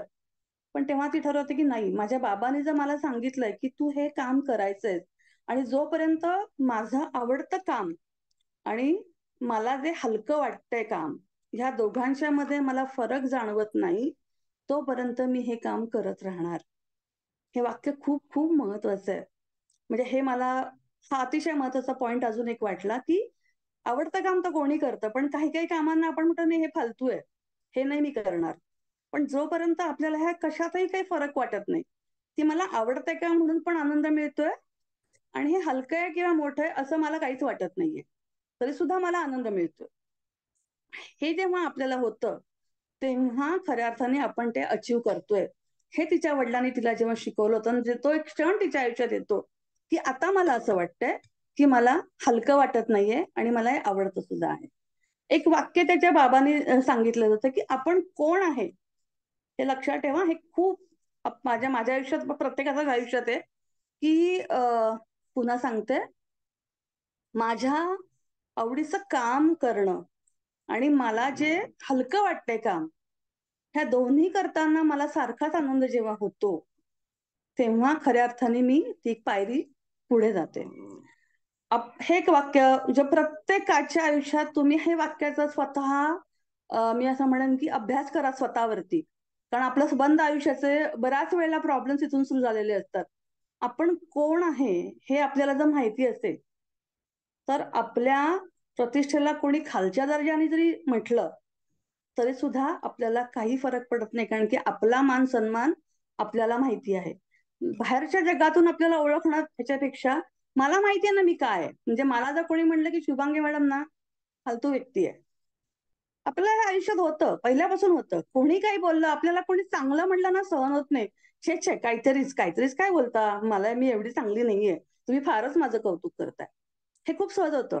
पण जर मला कोणी असं म्हटलं की ही ना बावळटच बाई आहे, हिला काहीच अक्कल नाही किंवा हिला काही समजतच नाही, स्वतःला शहाणी समजते, ही वाक्य इतकी मनावर घेतो आपण की आपल्याला ते पटतच की हो ही मला असं का म्हटली. याचा अर्थ असा आहे की मलाच माहित नाही की मी काय. उदाहरण, समजा मी असे काहीतरी काम करते आणि कोणतरी हाक मारली, मंगल मॅडम, तर मी बघेल का तिकडे? मी नाही बघणार, कारण मला माहिती आहे माझं नाव शुभांगी आहे. सेम वे जर मला कोणी वाईट बोललं किंवा जे काही बोललं, चांगलं असेल वाईट असेल, जेव्हा मला आतून माहितीये मी काय आहे तोपर्यंत मला काही फरक पडत नाही. जर काय खरं कोट्याधीशाला माहिती की माझ्या अकाउंटला 100 कोटी आहेत आणि कोणी मला म्हणले भिकारी चाललीये बघ, मला माहिती ना मी काय आहे ते, मला काय फरक पडतो. ही मोठी शिकवण ही मीनाक्षीला तिच्या वडिलांनी दिलेली आहे. आणि ज्या क्षणी तिला हे जाणवलं की हे मला आता कळलंय, त्या क्षणी तिच्यामध्ये तो इव्होल्युशनचा पार्ट आलेला आपल्याला दिसतो. पुढचा टप्पा आहे की तिच्या आयुष्यामध्ये तिच्या वडिलांनी सांगितलं असं की तू नदीवर कधी जायचं नाही. तिला राजवाड्यातून कधीच बाहेर जाता आलं नाही. पण एक दिवस अशी वेळ आली की तिच्या बरोबरचे सेविका ज्या होत्या, मैत्रिणी होत्या, दासी ज्या होत्या, त्या म्हटल्या की तू येतेस का नदीवर, आम्ही कपडे धुवायला चाललोय. आणि ती म्हटली की ठीक आहे मी येते. आणि ती त्यांच्याबरोबर जाते. तिला एक अतिशय वेगळं ते जग होतं, कारण की ती कधीच महालाच्या बाहेर पडलेलीच नव्हती. आणि तिला ते खूप आवडलं. आणि ती पाहिल्यानंतर तिला तिचे थोडे कपडे धुवायचे होते, मफलर धुवायचा होता. आणि मग सगळे जायला लागल्यानंतर ते म्हटले की एक दोन मंडळी म्हटलं मी तुझ्यासाठी थांबते. तर ती म्हटली काही हरकत नाही, तुम्ही जाऊ शकता, मला फक्त थोडाच वेळ लागेल, फक्त मफलर धुवायचंय, मी येते. आणि त्या सगळ्या निघून गेल्यानंतर ती मफलर जशी धुवायला लागली तसा तो मफलर हळूहळू पाण्यातून पुढे पुढे जायला लागला. आणि त्याच्या मागे मागे ती जायला लागली. अशी एक वेळ आली की तो मफलरच्या इतका तो पुढे गेला की, आणि पाण्याचा वेग एवढा वाढला की त्या पाण्याच्या वेगाने ती इतकी पुढे गेली की तिला जाणवलं की आता आपण जगू शकत नाही. आणि त्या क्षणाला अचानक तिला जाणवलं की पाण्याचा वेग जो ज्या दिशेने चाललाय त्याच्या उलट्या दिशेने पाणी चाललंय. आणि हळूहळू अतिशय फोर्सफुली ती नदीच्या किनाऱ्यावर जाऊन पोहोचली. आणि तिने पाहिलं की समोर किनाऱ्यावरती बाबा जनक उभे आहेत. त्यांनी फक्त तिथे बघत होते आणि त्या बघण्याच्या दृष्टीने किंवा त्या ऊर्जेनी किंवा त्या स्पंदनांनी त्यांनी तिला परत मागे आणली. हा तिला आलेला खूप मोठा अनुभव होता, जेव्हा तिचं वाक्य आहे की इतका दयाळूपणा, उबदारपणा त्यांच्या डोळ्यात मी पाहिला, जो माझ्या वडिलांकडूनही मला कधी हे असं प्रेम मला मिळालं नाही. आपल्या वडिलांनी आपल्यावर कधी प्रेमच केलं नाही, आपल्यावर त्यांनी कधीच माया केली नाही. आपल्याला कोणीच नाही, आपल्याला आहे ते फक्त जनक बाबा. ह्या एकमेव विचारांनी, या भावनांनी वाढत होती. अशी ही मीनाक्षीची स्टोरी, अशी गोष्ट पुढे पुढे चाललेली आहे. सीतेचं जेव्हा आगमन झालं त्यावेळेस त्याची बॅकग्राऊंडची थोडीशी परिस्थिती अशी होती की देशामध्ये प्रचंड प्रमाणामध्ये दुष्काळ होता. आणि या दुष्काळातून पाऊस अजिबात येत नव्हता. त्याचे परिणाम राजा जनक उग्र तपश्चर्या करत होते, अनेक ऋषीमुनी उग्र तपश्चर्या करत होते. अशा वेळेला राजा जनकाला देवी नदीचं दर्शन झालं आणि तिने त्यांना शिकवलं पाणी कसं वापरायचं, पिकांना कसं वाढवायचं, हे पाणी वापरून कसं वाढवायचं. आणि पाऊस हळूहळू दिवसेंदिवस कमी कमी होत चालला होता. आणि अशा वेळेला त्यांनी जवळचा कोसला राज्य होतं राजा दशरथांचे, त्या जनक बाबांनी त्यांच्याशी संपर्क केला आणि मग त्यांच्याकडून अन्नधान्याची जी कमतरता त्यांच्या देशात होती ती दूर करायला मदत मागितली. आणि त्याच्या बदल्यात त्यांना आपले कारागिरांनी केलेलं काम स्वीकारायची पण त्यांनी तयारी दर्शवली. कारण की राजा जनकांना सुद्धा असं कोणी आपल्याला फुकट काय द्यावं असं कधीच आवडत नव्हतं. आणि म्हणून अशा रीतीने कोसल राजा म्हणजे जनक राजा आणि दशरथ राजा एकमेकांशी संबंध या अशा प्रकारे त्यांचे आले. या वेळेला जनक बाबा आणि सुनैना यांचं वय वाढत चाललं होतं आणि त्यांच्या राज्याला वारस नव्हता. पण राज्यात लोकांना अजिबात काळजी नव्हती, कारण महाराज सगळ्या जबाबदाऱ्या पाळत होते. परंतु काही दिवसानंतर असं लोकांना कळलं की महाराज एक मोठा पूजा करणार आहेत आणि ती पूजा खास असणार आहे. आणि त्या पूजेमध्ये महाराजांनी मुलगी मागितलेली आहे, ते मुलगी मागणार आहेत. तेव्हा सगळ्यांना खूप आश्चर्य वाटलं की साधारणपणे राज्याला पुढे वारस मिळण्यासाठी राजा राजपुत्र मागतात. संतती म्हणजे वारस पाहिजे, मुलगा पाहिजे, पुत्र पाहिजे. आणि एक दिवस असे एक मोठे ऋषी फार लांबून राजांना भेटायला आले आणि ते म्हणाले की तुम्ही एवढी मोठी पूजा करताय, एवढी मोठी साधना करताय आणि तुम्ही मुलगी मागताय. तेव्हा राजा असं म्हणाले, जनक बाबा असं म्हणाले की तुम्हाला एवढं त्याचं आश्चर्य का वाटतं? म्हणजे तुम्हाला मुलगा नाही, मग तुम्ही कसं काय, तुम्हाला राज्याची काळजी नाही वाटत आहे? तुमच्या नंतर हे राज्याचं काय होणार, हे राज्यकारभार कोण बघणार? तेव्हा जनक बाबांचं जे उत्तर आहे ते ज्याला म्हणतात विजनरी, आज त्या व्यक्तीमुळे आपण आज आहोत असं म्हणायला अतिशयोक्ती नाही राहणार. त्यांचं वाक्य असं होतं उत्तर की राज्य येतील आणि जातील, पण पृथ्वीच्या कल्याणाची काळजी करण्यासाठी किंवा या निसर्गाच्या लयबद्धतेमध्ये जो गोंधळ वाढत चाललेला आहे त्याचा समतोल जर राखायचा असेल आणि सुसंवाद जर परत आणायचा असेल तर हे फक्त सर्वश्रेष्ठ देवी किंवा शक्तीच करू शकते. हे लक्षात ठेवा, हे सगळं आपल्याला ऍप्लिकेबल आहे, फक्त सीता नाहीये, आपण पण त्याचाच अंश आहोत. फक्त आपण स्वतःला छोटं समजतो, अनेक कंडिशनिंग झाल्यामुळे, अनेक जन्मांचं आपल्या आसपासच्या लोकांच्यामुळे. तर ह्या निसर्ग सृष्टीमध्ये असलेला समतोल आणि सुसंवाद जर साधायचा असेल तर फक्त स्त्री शक्तीच पाहिजे आहे. हा समतोल भविष्यामध्ये असायला पाहिजे. आणि म्हणून या जीवसृष्टीवर प्रेम करण्यासाठी आणि ह्या सगळ्यांचं कल्याण करण्यासाठी पृथ्वीवरती देवीनीच अवतरावं आणि ती माझ्या नक्कीच या हाकेला ओ देईल आणि म्हणून मला मुलगी यावी. हे उत्तर बाबा जनकांचं होतं. आणि मग एक दिवस अशा रीतीने त्याचं खूप डिटेल आहे, पण त्याच्यात मी तुम्हाला जास्त वेळ घेणार नाही. सीतामाचं असं अशा पद्धतीने इथे आगमन झालं. छोटं बाळ म्हणून ती आली. लहानपणापासूनच तिचे असे अनेक प्रसंग आहेत की जी अरण्यात जात होती अगदी छोटी असताना. कोणी कुठं छोटस प्राण्याचं पिल्लू जो पडलं लागलं त्याला की त्याची काळजी घेणं. एखाद्या एक छोटीशी गोष्ट आहे, छोटी माकडी नसते, तिचं पिल्लू वारून खाली पडतं आणि मरतं. तर हिला राजवाड्यात ते दुःख जाणवतं आणि ती तशी जाते तिला भेटायला माकडीणीला आणि तिला मांडीवर तिच्या डोक्यावर डोकं स्वतः ठेवते आणि तिला हा आनंद देण्यासाठी की तुझं दुःख मी समजू शकते ही भरोसा देण्यासाठी. आणि ह्याचा प्रत्येक प्राण्याला, प्रत्येक पक्षाला, प्रत्येक वनस्पतीची ती बोलायची, त्यांचं दुःख, त्याचं विचार, त्यांचे भावना हे समजण्याचा ती प्रयत्न करत होती. एक असाच उदाहरण आहे की अशीच आश्रमातून ती एक आश्रमात मध्ये एक ऋषी राहत होते आणि ती जवळच असलेल्या एका अरण्यात जाते आणि तिथे एक पाणकोंबडा असतो. तर तिथे ती त्याची काहीतरी बोलते आणि त्यांनी काहीतरी सांगतो तो आणि मग ती पुढे जाऊन एक कंदमुळं ती काढते जमिनीतून आणि मग ती कंदमुळं ती त्या साधूला, ऋषीला आणून देते आणि ती सांगते की तुमचं अनेक वर्षांपासून जे पोट दुखतंय त्यासाठी असलेलं हे औषध आहे. तेव्हा ते ऋषी इतके आश्चर्यचकित होतात की हे फक्त मला आणि माझ्या पत्नीलाच माहिती आहे की माझा असा पोटाचा आजार आहे. तर हे प्रत्येक माणसावरती, प्रत्येक प्राण्यावरती, प्रत्येक वनस्पतीवरती, जीवसृष्टीत असलेल्या प्रत्येक गोष्टीवरती प्रेम कसं करायचं ह्या प्रत्येक ऍक्शन मधून शिकवणारी सीता. तिच्या कुठल्याही याच्यामध्ये आविर्भाव नाहीये की मी बघा किती प्रेम करते, बघा मी कशी सांभाळते प्रत्येकाला, बघा मी कसं सगळ्यांना समजून घेतेय, असं कुठलाच तो भाव नाहीये. तर जीवनाच्या प्रत्येक पैलूवरती फक्त प्रेमाने बघणं हे काम हे सीतेचं आहे. पण अर्थात काही वेळेला ती तेवढी कठोर पण झालेली आहे.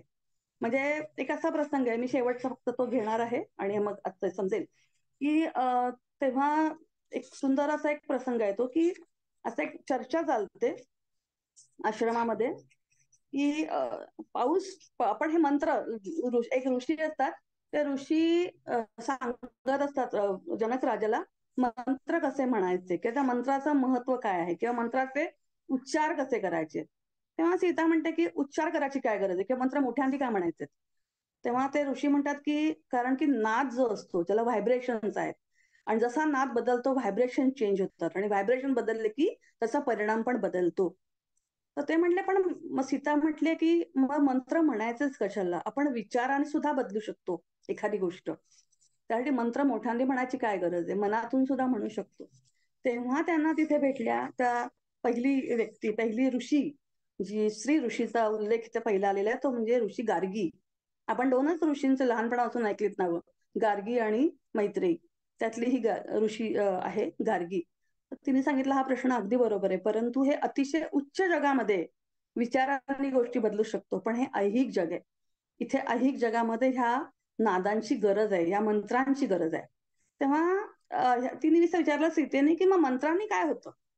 तेव्हा ती सांगते की अशा अनेक चांगल्या गोष्टी आपण घडवून आणू शकतो मंत्रांनी. तेव्हा सीतेने हा प्रश्न विचारला की मग माझ्या जन्माच्या आधी आपल्या देशामध्ये दुष्काळ होता, मग हा दुष्काळ होता, पाऊस पडत नव्हता, पावसाचाच लोकांना अतिशय अभाव होता, त्याच्यामुळे पिकं नव्हती. अशा वेळेला मंत्रांचा परिणाम का नाही तुम्ही करून घेतला, का नाही मंत्र म्हटले, याचा उपयोग तुम्ही करून घेऊ शकला असतात. तेव्हा सगळे शांत बसले आणि तेव्हा गार्गीने असं उत्तर दिलं पण ह्या मंत्रांचा परिणाम घालवण्यासाठी पण काही शक्ती काम करतायत. म्हणजे मंत्राची चांगलं काम होतच, पण त्याचा पण परिणाम होऊ नये, त्याला पण छेद द्यायला, न्यूट्रलाइज करायला पाहिजे करणारं असे पण काही शक्ती आहेत या जगात आणि त्या ह्या काम करत असल्यामुळे आपल्या या मंत्राचा वापर उपयोग झाला नाही आणि पाऊस पडला नाही. तेव्हा सीतेने विचारलं की अशी कोण व्यक्ती आहे की हे काम करते आहे. तेव्हा जनक राजांनी शक्यतो तिचं उत्तर द्यायचं टाळलं, पण गार्गीने सांगितलं त्या व्यक्तीचं नाव आहे रावण. पहा, आपला उल्लेख आपण रामायणामध्ये रावणाचा उल्लेख पहिला आला तिच्या स्वयंवराच्या वेळेला, की ज्याला शिवधनुष्य उचलता आलं नाही, एवढंच आपल्याला माहिती आहे. पण रावणाचा ही एक अशी शक्ती की जी चांगल्या शक्तींना, चांगल्या विचारांना, चांगल्या व्हायब्रेशनला, चांगल्या भावांना छेद देते. चांगलं होऊ नये यासाठी प्रयत्न करणाऱ्या पण अशा काही शक्ती आहेत ज्या शक्ती सगळ्या पृथ्वीवरती त्रास देत आहेत. आणि हा उल्लेख अशा पद्धतीने रावणाचा आला. आणि तेव्हा सीतेला हा प्रश्न पडला की शिवभक्त, प्रचंड मोठा शिवभक्त, प्रचंड बुद्धिमान, प्रचंड पांडित्य असलेली अशी व्यक्ती, ज्याची आई राक्षस होती आणि वडील ब्राह्मण होते, असा प्रचंड हुशार अशी व्यक्ती असलेला महापराक्रमी असा रावण, तो असा कसा विचार करू शकतो, ज्यांनी महादेवाला प्रसन्न करून घेतलेला आपल्या तपश्चर्येने, इतका प्रचंड ग्रेट, आपण ज्याला म्हणू आपल्या भाषेत स्पिरिच्युअली हाय असलेला माणूस जो आहे किंवा शक्तिमान जो आहे, तो असा वाईट कसा विचार करू शकतो. आणि तेव्हा मला पण माझ्या प्रश्नांची बरीचशी उत्तरं मिळाली. तेव्हा त्याला जनक राजाने असं खूप सुंदर उत्तर दिलंय की हे सगळं जरी असलं तरी त्याला मिळालेल्या शक्तीला सांभाळण्याची ताकद त्याच्याकडे नाहीये. म्हणजे आपण अनेक गोष्टींना अझम करतो की हा असा आहे, म्हणजे ही व्यक्ती अशी आहे, म्हणजे ही अशीच असणार, ही चांगलीच असणार, हे असं चांगलंच वागणार. पण जसं जसं अध्यात्माच्या गोष्टीत सुद्धा किंवा कुठेही अध्यात्मातले आपण बोलतोय म्हणून मी सांगते की जसं जसं आपण पुढे पुढे पुढे जातो, वाट निर्मूर्ती होत जाते. आपल्याला अनेक सिद्धी प्राप्त होतात, आपला थर्ड आय ओपन होतो, आपल्याला बऱ्याच गोष्टी दिसतात, बऱ्याच काही गोष्टी होतात. ते काही मोठी गोष्ट नाहीये. ती मोठी गोष्ट ही आहे की तुम्ही सांभाळता कसं ते. आणि निसर्ग तसाच बलवान असतो. जेव्हा जर तुम्हाला सांभाळता आली नाही तर तुमचं पुन्हा अधःपतन होतं, तुम्ही परत खाली जाता, पुन्हा ती सायकल तुम्हाला चालायला लागते. पण त्याच काळामध्ये आपलं जसं आपण पुढे जातो, अहंकार आणि मत्सर ह्या दोन गोष्टी हा प्रचंड मोठा शत्रू म्हणून आपल्या समोर उभे राहतात. आणि आपल्याला वाटतं की ते माझे मित्र आहेत, माझ्यासारखं कोणीच नाही, मला सगळं ज्ञान आहे, मला सगळंच समजतं, मी कुठल्याही मंत्राची शक्ती निष्प्रभ करू शकतो, मी संपूर्ण पृथ्वी पादाक्रांत करू शकतो, मी कुणालाही हरवू शकतो. ह्या एकमेव अहंकारापायी रावण गेला. हा रावण प्रत्येकामध्ये आहे असं मी म्हणेन. हा सिंबॉलिक असं पण आपण घेऊ शकतो. सो आज आपण इथे थांबूया, गोष्टी सर आपल्याशी बोलतील. पण आय होप तुम्हाला ही गोष्ट आवडतीये, समजतीये. अजून काही वाटलं तर तुम्ही नक्की सांगा, मेसेज करा किंवा बोला, काही चालेल. Thank you sir. Thank you madam. आता हे कसं करायचं? धन्यवाद शुभांगी मॅडम, खूप सुंदर सांगितलं तुम्ही. अगदी छोटे छोटे दाखले देत, उदाहरणं देत त्याच्यावर तुमची मतं मांडली. खूप सुंदर. अशाच पद्धतीने आपल्याला हे करायचं आहे. खूप खूप धन्यवाद. जोशी सर तुम्ही आहात, मी बघितलं. तुम्ही थोडेसे दोन शब्द बोलावेत. सगळ्यांना माहिती आहे की आपले ब्रह्मर्षी जोशी सरांनी याचा अनुवाद केलाय. सर व्हिडिओ सुरू करा. हो, केलाय. केलाय ना? हा, एक मिनिट. बोला तुम्ही सर. नमस्कार. मी स्पॉटलाइट. सर्वप्रथम मंगल मॅडम, तुमचे आभार आणि अभिनंदन, कारण तुम्ही सीतायणावरती हा एक प्रकारचा खास कार्यक्रम अरेंज केलेला आहे. आणि त्याच्याकरता शुभांगी गोसावी मॅडम सारख्या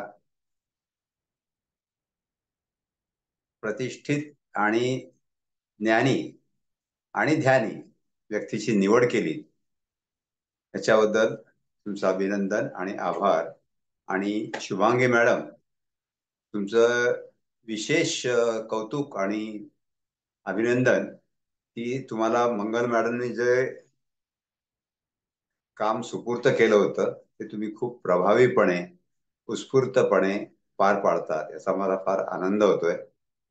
धन्यवाद.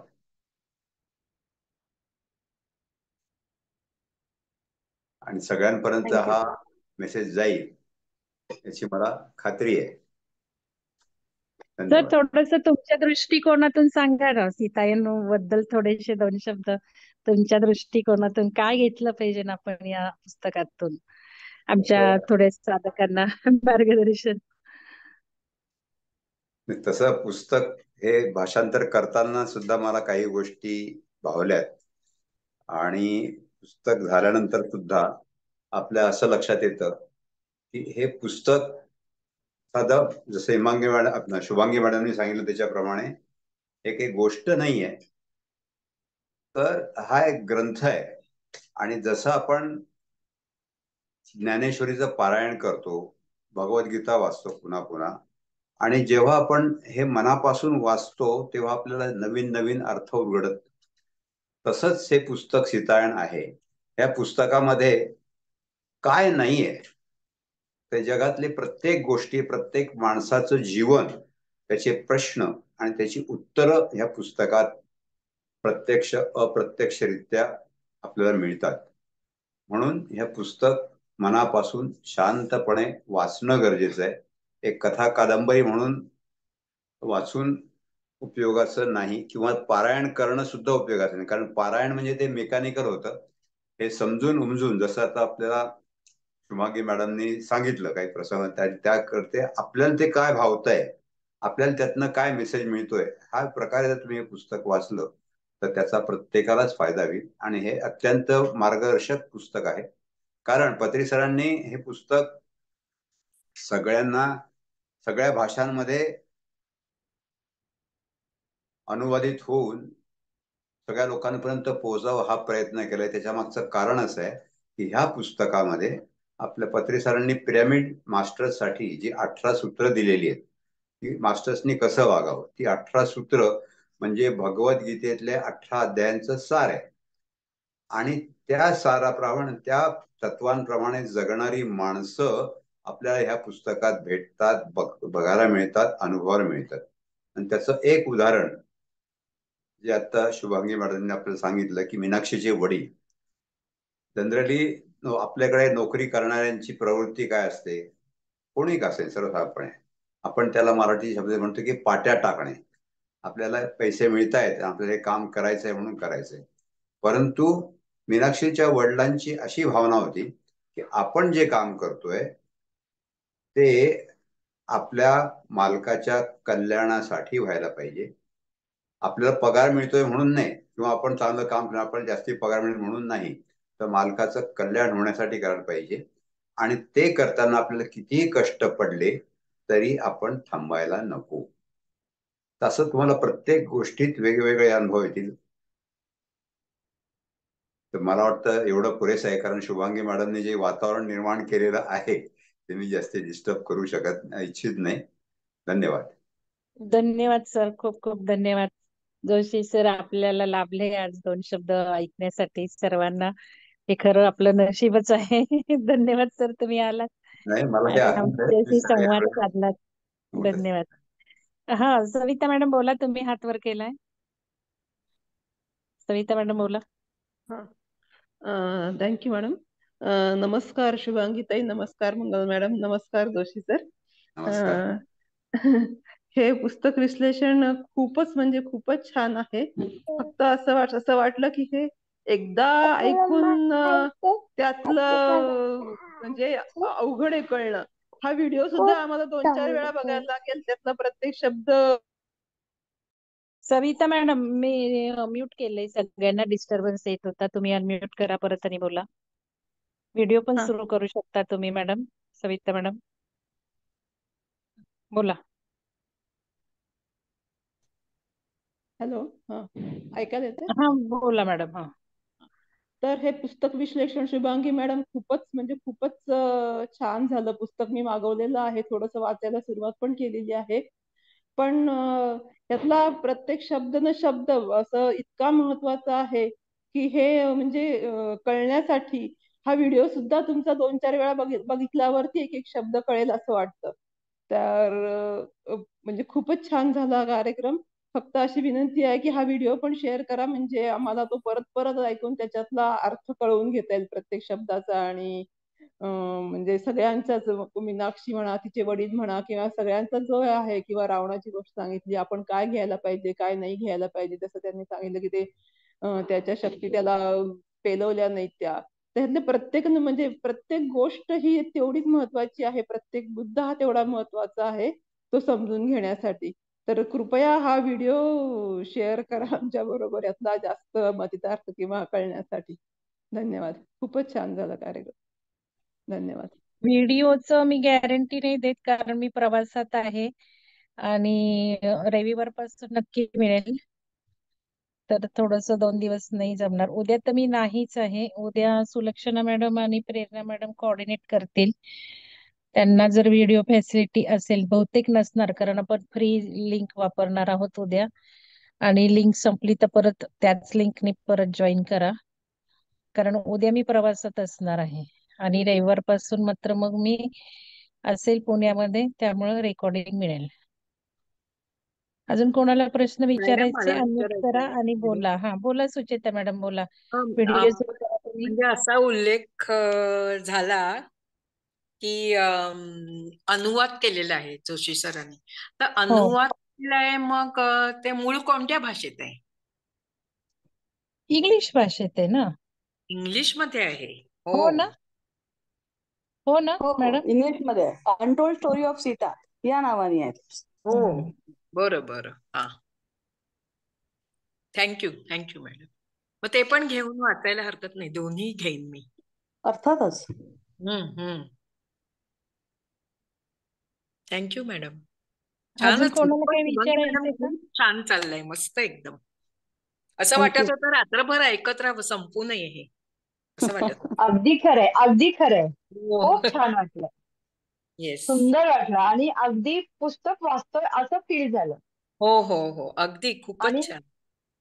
खूप गोष्टी कळल्या ज्या की माहिती नव्हत्या यामध्ये पण, की दशरथाच्या नजरेने मीनाक्षी विरुद्ध दिशेला वाहत आली, म्हणजे परत आली, हे माहित नव्हतं, हे याच्यातून कळलं. जनक. चालेल. मराठी पुस्तक मागवायचं असेल तर काय नावाने मागवायचंय आणि लेखक? जोशी सरांकडे. मंगल मॅडम मी तुम्हाला ना आमचा नंबर नंबर टाकते ग्रुपवर, तुम्ही सरांकडनं मागून घ्या. Okay okay. अजून कोणाला काही विचारायचंय? कोणाला चर्चेत भाग घ्यायचा आहे? कोणाला तुमची मतं मांडायची? काही मॅडमनी जे काही म्हटलंय त्याच्यावर तुम्ही पुस्तक वाचलेले, कारण आपण हे दुसऱ्यांदा मॅडमला बोलवलंय. त्याच्या आधी आपल्या अमृता नायर मॅडमनी पण घेतलेलं आहे. म्हणजे विहंगम तर्फे हे तिसऱ्यांदा पुस्तकाचं सुरू आहे. बऱ्याच जणांनी ती मागवलीत, वाचलीत, तर चर्चा करायची आहे. तर कोण आता चर्चा करू इच्छितो? कोणी आहे का? छाया मॅडम बोला. व्हिडिओ सुरू. नमस्कार मॅडम, आवाज येतो ऐकायला?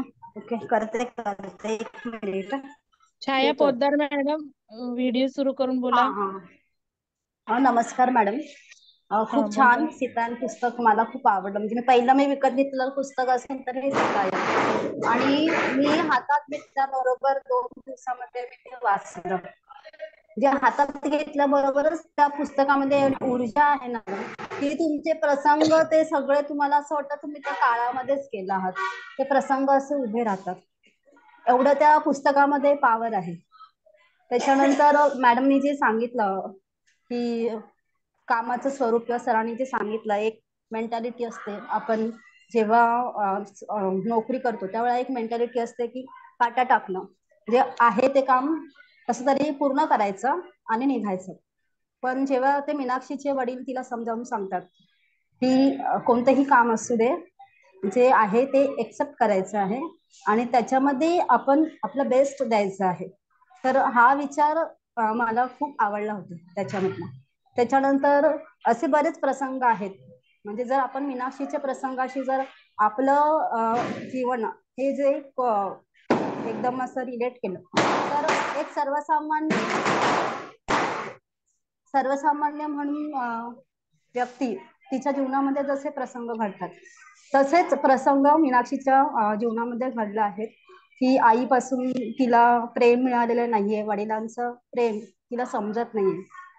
तर काही गोष्टी आपल्याला योग्य वयामध्येच कळतात. म्हणजे कधी कधी ते प्रसंग यावे लागतात जीवनामध्ये, तेव्हा ते कळतं. त्यामुळे खूप अपेक्षा समोरच्या व्यक्तीकडून आपण ठेवू शकत नाही. असं पण म्हणजे त्याच्यातून एक मला असं वाटतं की तिला वडिलांचं प्रेम कळण्यासाठी वडिलांचा मृत्यू व्हावा लागला, तेव्हा तिला ते वडिलांचं प्रेम कळलं. की ते ओरडतात, तिला सांगतात, तर ते त्यांचं एक प्रेमच होतं की तिचं सुरक्षितता पाहणं, तिला सुरक्षित ठेवणं सापापासून, हे त्यांचं उद्दिष्ट होतं. तर हे कळायला वडिलांचा मृत्यू यावा लागला, म्हणजे काही घटना या आयुष्यात घडाव्या लागतात तेव्हा आपल्याला त्यातलं उद्दिष्ट काय आहे ते कळतं. आणि त्यानंतर मग ती हळूहळू सुधारत जाते, तिला कामाचं महत्व कळत जातं आणि सुधारत जाते, आणि मग तिच्या जीवनामध्ये हळूहळू बदल होत जातो. जेव्हा ते काम पूर्णपणे ती एक्सेप्ट करते, तिच्या वडिलांच्या तत्वावर ती चालते आणि तिच्या जीवनामध्ये हळूहळू बदल घडत जातो. आणि मग तो प्रसंग तुम्ही जो सांगितलात नदीवरती, जनक राजांनी फक्त डोळ्यांनी हे करून तिला वाचवलं, तो एकदम ग्रेट प्रसंग. म्हणजे तुम्ही जेव्हा अशा व्यक्तीच्या सानिध्यात असतात तर तिच्यामध्ये खूप पॉवर आहे, पॉझिटिव्ह आहे, जे पॉझिटिव्हनेस तिच्यामध्ये आहे, तर काय घडू शकतं आपल्या आयुष्यामध्ये, किती बदल घडू शकतात. त्यामुळे अशा व्यक्तींच्या सानिध्यात राहणं खूप महत्वाचं आहे. म्हणजे एखादी व्यक्ती असावी जी आपल्याला समजून घेणारी, आपल्याला आधार देणारी, आपली सुरक्षितता पाहणारी.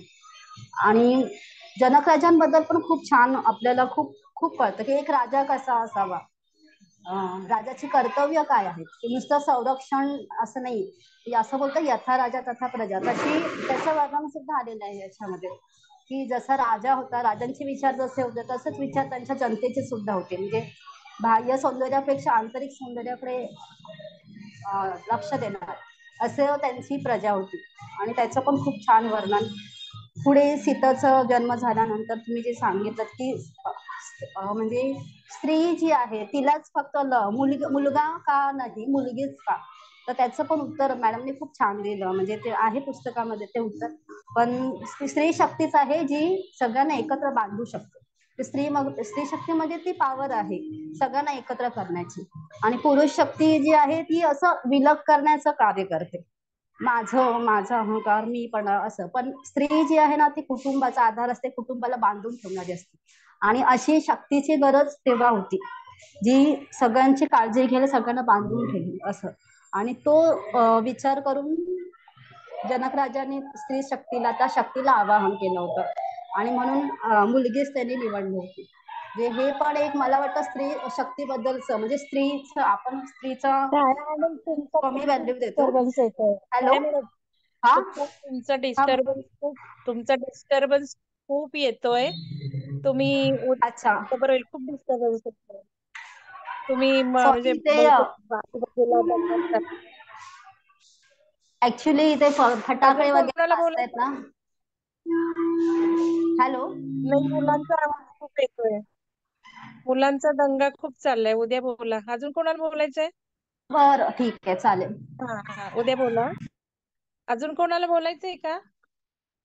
मॅडम, मला ह्याच्यातून जाणवलं म्हणजे की आजचा एकच भाग झालाय, पण ह्या एवढ्याशा भागातून सुद्धा माझ्यातील जी आत्मशक्ती, माझ्यामध्ये जी स्त्रीत्वाची शक्ती आहे की मी जग जिंकू शकते किंवा मी जगाला बदलू शकते, हा विचार आता माझ्या मनामध्ये आला. आणखीन मला निर्भय वाटायला लागलं कुठून तरी. तर हे ह्या पुस्तकाचं आणि ह्या विश्लेषणाचं खूप मोठं यश आहे असं मी म्हणेन. खूप छान ना, मस्त. ऍक्च्युअली हो मॅडम. प्रत्येकामध्ये तो गुण आहे. We are the creator. Yes. आणि ते हे पुस्तकाचं विश्लेषण करायच्या तुम्हाला वेळेला संध्याकाळी माझी अशी स्थिती झाली होती की मी कसं बोलणार एवढं, कारण हे तर खूपच आहे आणि हे शक्यच नाही मला करणं. आणि मग शेवटचा जो पर्याय जो मी शिकले आतापर्यंतच्या ज्या काही गुरूंकडून, की शरणागत, सरेंडर टू सीता. आणि मग हे सांगितलं की तिला जे सगळ्यांपर्यंत पोचवायचंय त्या ऊर्जेला, ते पोचव, कारण मी फक्त माध्यम आहे आणि माझ्या बुद्धीने मी काहीच बोलत नाहीये. तेव्हा मी हाच आता तो शेवटचा माझा नेहमीचा पर्याय असतो, ऑप्शन असतो, की सगळं वाचलेलं आहे, सगळा अभ्यास, परीक्षा जाताना म्हणतो ना, सगळा अभ्यास झालेला आहे, जेवढं जमलं तेवढं केलंय. आता ते तेव्हा होईल, जे होईल ते. तसं शेवटचा पर्याय हा त्या आदिशक्तीला, त्या नारायणीला, त्या सीतेमाताला तिला सांगितलं की तर तुला जे त्यांना सांगायचंय, जे सगळ्यांकडून करवून घ्यायचंय, जो मेसेज त्यांच्यापर्यंत पोहोचवायचा आहे तो तू पोचव. कारण शब्द महत्वाचे नसतातच, व्हायब्रेशन्सच महत्वाचे असतात. आणि ते व्हायब्रेशन तुमच्यापर्यंत पोहोचले की पावती आहे त्या गोष्टीची. So thank you so much. धन्यवाद शुभांगी मॅडम. अजून कोणाला काय बोलायचंय? सुचिता मॅडम एवढ्या प्रेरित झाल्यात, बाकीच्यांना काय वाटतंय? काही बोलायचंय का नाही? स्मिता मॅडम बोला. हा, नमस्ते मॅडम. शुभांगी मॅडम, मलाही नमस्ते. खूप सुंदर, म्हणजे आपलं ज्ञान आणि सगळं म्हणजे सुंदरच आहे. आणि एक अनफॉर्च्युनेटली म्हणजे आपल्याकडे सीतायनचं म्हणजे झालं असं मॅडम सांगतात, पण मला आज योग आला, संधी आली. काही घरातल्या जबाबदाऱ्या हे सर्व सुरूच असतंय, पण आज योग होता. आणि इतकं सुंदररित्या म्हणजे प्रापंचिकच माणसं आपण, डे टू डे लाईफ मध्ये प्रपंच विथ परमार्थ असंच आहोत. तर ह्याच्यातून खूप छान शिकण्यासारखं आहे, म्हणजे मला फार आवडलं आणि छान पद्धतीने विश्लेषण केलेलं आहे. तर मंगल मॅडम, मला असं म्हणायचं की जी काही आपल्याला छान पुस्तकाचं एक एक ग्रंथ संपदा, कारण खूप आम्ही साहित्य वाचन लेखन ह्याच्यात फार म्हणजे मी महत्व देते, आवडतं मला ते सगळं. तर जोशी सरांनाही धन्यवाद सर की तुम्ही बोललात, इथे आलात.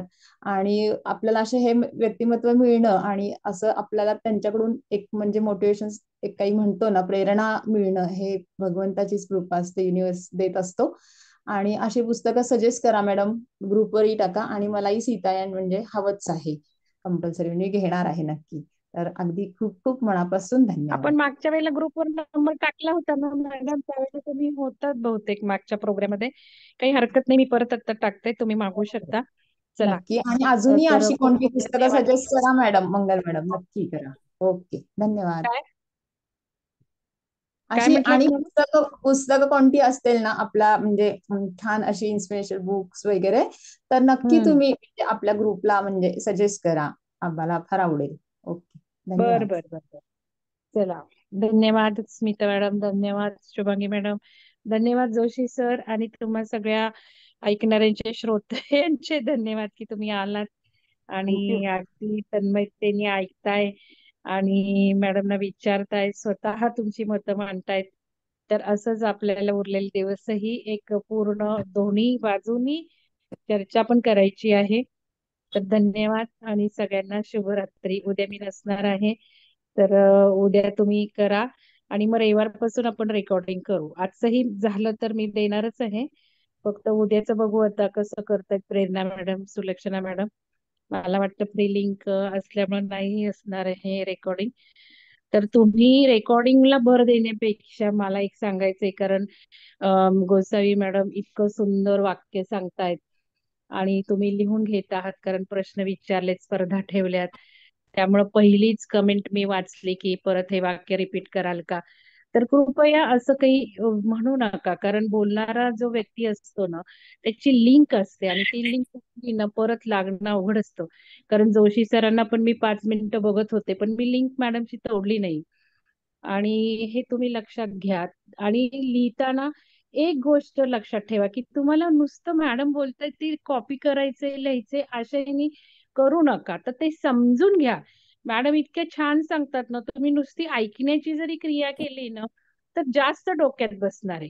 आणि लिहायचं पॉइंट म्हणजे वर्ड लिहायचा, वाक्य नाही लिहायची, वर्ड लिहायचा की हा पॉइंट सांगितला, तो पॉइंट सांगितला. अशा पद्धतीने जर हा कार्यक्रम तुम्ही अटेंड कराल तर खरं माझी उद्दिष्ट साध्य होतील. माझं उद्दिष्ट इथे गेलं पाहिजे, इथे, ना की वहीमध्ये, ना की तुमच्याजवळ कित्येकांजवळ पुस्तक आहेत. मला माहितीये तुम्ही पुस्तक वापरून लिहिणार आहात, पण मी शुभांगी मॅडमना सांगणार आहे की तुम्ही हे बोललात की नाही, ते आहे की नाही बघा, काय एक्स्ट्राच टाकलेलं आहे. त्यामुळे तुम्ही कृपया पुस्तक उघडून प्रश्नांची उत्तरं लिहायची नाहीये. तर इथे जे बसलेलं आहे पॉइंट लिहा, पॉइंटचा तुमचा रेफरन्स घ्या, मग उत्तर लिहा. तसं ठेवूयात. पहिली स्पर्धा. दुसरी स्पर्धा, अजून तुम्ही पुस्तकं विकत घेणार आहात, त्यानंतर पुस्तक वापरून अजून वेगळे प्रश्न देऊ आपण आणि त्यातून परत ही स्पर्धा ठेवू. कारण पुस्तक खूपच सुंदर आहे आणि खूप काही घेतना येण्यासारखं आहे. तर चला, सगळ्यांना धन्यवाद आणि शुभरात्री. मला भेटूयात उद्या. एकच मिनिट द्या. बोला, हे बोला. पुस्तक वाचून लिहिणं किंवा बक्षीस मिळवणं हा भाग ठीक आहे, पण हे हा, पुस्तक वाचल्यानंतर आपल्या आयुष्यात आपण काय बदल घडतोय तेच हे महत्वाचं आहे. मोठं बक्षीस आहे. आपल्या हो आयुष्यातलं. हो आणि त्याचा पर्पज हा आहे. देना मॅडम आणि कडे का आलं, विचारण्याचा सुद्धा निसर्गाने त्यांच्यापर्यंत हे का होतो. पोहोचवलं, पत्नी सरांपर्यंत का आलं, तिथून जोशी सरांपर्यंत का आलं, ह्या सगळ्या गोष्टीचा पर्पज आहे. ती गोष्टीचं पुस्तक नाहीये. हे आपल्यामध्ये गोष्टी बदलल्या पाहिजे आणि आपण ते वर्थ आहोत. आपण त्या गोष्टी बदलायच्या स्थितीमध्ये आहोत. आपण त्या लायक झालेलो आहोत. म्हणून आपल्यापर्यंत हे पुस्तक आलंय, म्हणून आपल्यापर्यंत जोशी सर आलेत, म्हणून आपल्यापर्यंत मंगल मॅडम आल्यात आणि ज्या सारख्या सारख्या सारख्या आपल्याला सांगतात हे नीट समजून घ्या, नीट समजून घ्या. हे अॅक्नॉलेज व्हायचंय. इन्फॉर्मेशन नकोय आपल्याला. नाही बक्षीस मिळालं काही फरक नाही पडत. आपण त्या वयातले तर त्याचे तेवढे नाहीच कोणी. पण आपल्या आयुष्यात म्हणजे ते हवंच आहे. बक्षीस कुणाला नको, सगळ्यांनाच हवंय. पण त्याच्या पलीकडचं बक्षीस म्हणजे माझ्या अवेअरनेस मध्ये मला काय फरक पडला, माझा दृष्टिकोन माझ्याकडे बघण्याचा काय झाला. जसं मी मगाशी उदाहरण दिलं की मला कोणी म्हणलं तू भिकारी आहेस, मला माहितीये माझ्या अकाउंटला किती पैसे आहेत, मला फरक पडणार आहे का? तो फरक माझ्यात नाही पडला, हा माझा इव्होल्युशनचा पार्ट आहे. प्रत्येक गोष्टीचं इव्होल्युशन पॉइंट ऑफ व्ह्यू जर बघितलं तर आपल्याला त्या सीतेच्या म्हणजे आपल्या मूळ स्थितीपर्यंत जायचंय, जे आपण मूळ आहोत. ती आपली जर्नी आहे ह्या पुस्तकाच्या द्वारे. फार थँक्यू. महत्वाचं बोलल्यात मॅडम, शुभांगी मॅडम, की आपल्या मला जीवनात एक बदल झाला पाहिजे. आणि बरोबर. आजच आपण डिक्लेअर केले देवी ध्यानाच्या प्रश्नाची उत्तरं, आणि अर्चना सोनसळे मॅडम आणि सुलक्षणा धामोरीकर मॅडमची जर उत्तरं तुम्ही वाचली तर ती काही नुसती उत्तरच सुंदर लिहिली आहेत असं नाहीये, तर त्यांची व्यक्तिमत्वच बदललेली आहे. त्या दोघींना आपण बोलवायला सांगू, एक दिवस देवी ध्यानावर परत ठेवू, त्या दोघींना बोलायला सांगू आणि परत हा एक आठवडा रिकामा करू. पण जर तुम्ही बघितलं, शुभांगी मॅडम आता जे बोलल्या, त्यांच्या जीवनात बदल झालेला आहे. त्यांच्या व्यक्तिमत्वात इतका ट्रिमंडस फरक पडलेला आहे दोघींच्या. आणि हाच आपल्याला गरजेचा आहे. ध्यान करतो, नुसतं आपण ध्यान करत राहतो, पुस्तकं नुसती वाचत राहतो, पण आपल्या आयुष्यात किती आपण बदल घडवतो, परिवर्तन किती करतो, या गोष्टी आपल्यात आणायच्यात. म्हणून ते प्रश्न विचारलेत. बक्षीस हे केवळ एक मोटिवेशन आहे, पण खरा अर्थ तुम्ही भरपूर सुंदर उत्तरं लिहिली, तर आम्हाला माहितीये ना तुम्ही किती ती आचरणात आणली आहेत. आणि ते लगेच कळणार आहे, कारण शुभांगी मॅडम सुद्धा एकदम जाणकार आहेत. आणि तुम्ही या गोष्टी मात्र लक्षात ठेवा की केवळ अलंकारिक आणि केवळ सगळे पॉइंट्स लिहिणे याला महत्व नसून तुमच्या आचरणात किती बदल झालेत. कारण तुम्ही जे प्रश्न विचारता किंवा चर्चेत भाग घेतात त्यावरनं या गोष्टी लक्षात येतात.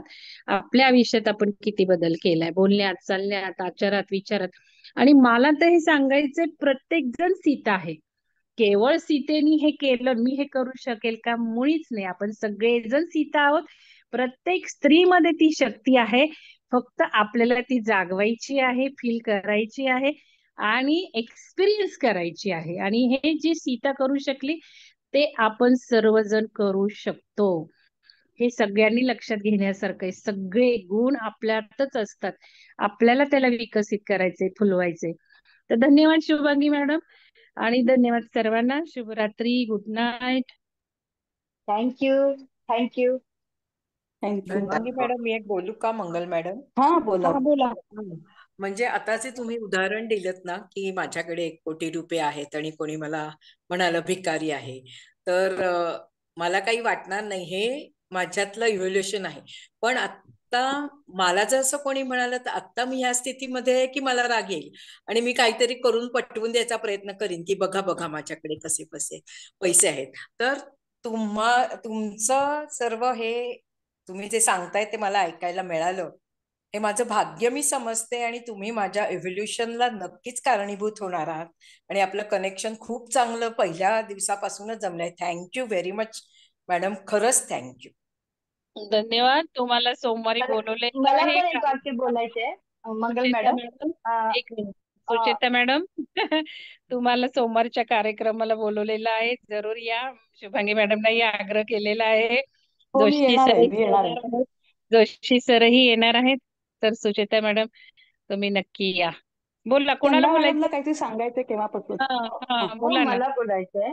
हा बोला. आपला मान सन्मान स्वतःला माहीत असला पाहिजे. स्वतःची ओळख स्वतः केली पाहिजे. इतरांनी जर तुम्हाला, म्हणजे मला आता हे कळलं की दुसरा जर तुम्हाला काही म्हणत असेल तर ते त्याचं वैयक्तिक मत आहे. ते मत म्हणजे मी नाही. मी स्वतःला चांगली माहित आहे हे मला याच्यातून कळलं. मला खूप आवडलं. कारण कळालं की पण हे सुचेता समजायला अख्खे आयुष्य जातं, मॅडम अनेक आयुष्य जातात हे समजायला. सुचेता आणि मॅडम जे इथेच आपला म्हटल्या सगळा प्रॉब्लेम आहे.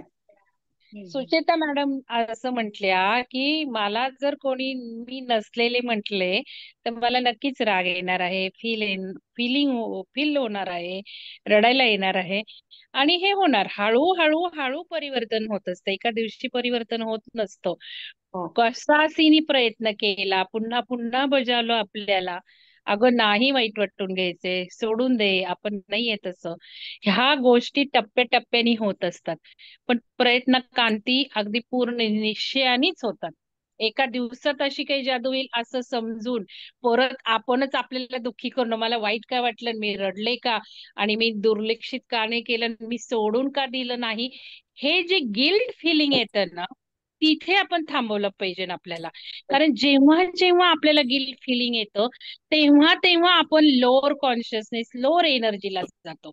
आणि जेव्हा जेव्हा लोअर एनर्जीला जातो तेव्हा तेव्हा आयुष्यात त्याच कमी एनर्जीचे प्रसंग आपण आपल्या आयुष्यात ओढवतो. तर तुम्हाला प्रत्येकाला मी सांगितले हे गिल्ट फिलिंग येऊन द्यायचे नाहीत. आपण ज्या वेळेला करुणा म्हणतो ती पहिली करुणा आपल्या हृदयापासून आपल्यालाच आपण करुणा व्यक्त करायची. किती आपण आपल्या स्वतःला नावं ठेवून घेतो, मला राग का आला, मला वाईट का वाटलं, मी रडले का, मी दुःखी का झाले, आपणच आपल्याला अजून दुःखी करतो.